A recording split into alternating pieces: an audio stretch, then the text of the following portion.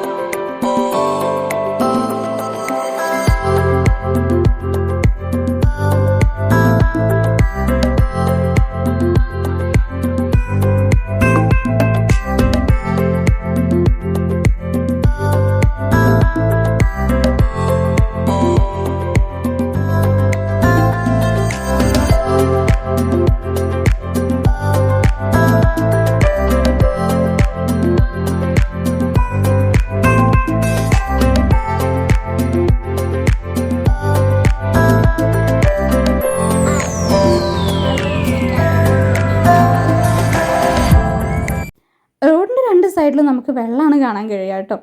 അപ്പം ഈ ഒരു സൈഡിൽ ഇപ്പോൾ നമ്മൾ വ്യൂ ചെയ്യുന്ന ഒരു സൈഡ് എന്ന് പറയുമ്പം അത് ചെമ്മീൻ കെട്ടാണ് കേട്ടോ.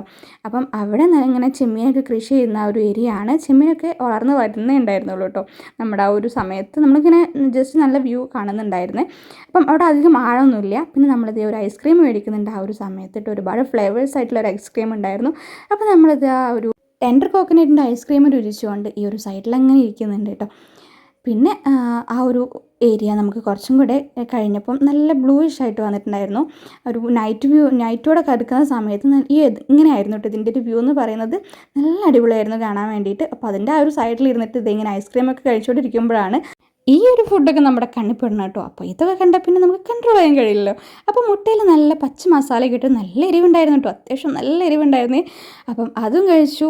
പിന്നെ ബീഫും അതുപോലെ തന്നെ പൂളയും കൂടി ഉണ്ടായിരുന്നു. അപ്പോൾ അതും കൂട്ടി കഴിച്ചിട്ടുണ്ടായിരുന്നു. അപ്പോൾ ഈ ഒരു നൈറ്റ് വ്യൂവിൽ അതും കൂട്ടി കഴിക്കാൻ ഭയങ്കര രസമായിരുന്നു കേട്ടോ. നല്ല ടേസ്റ്റും ഉണ്ടായിരുന്നു. അപ്പം അത്യാവശ്യം രണ്ടും നല്ല എരിവുണ്ടായിരുന്നു.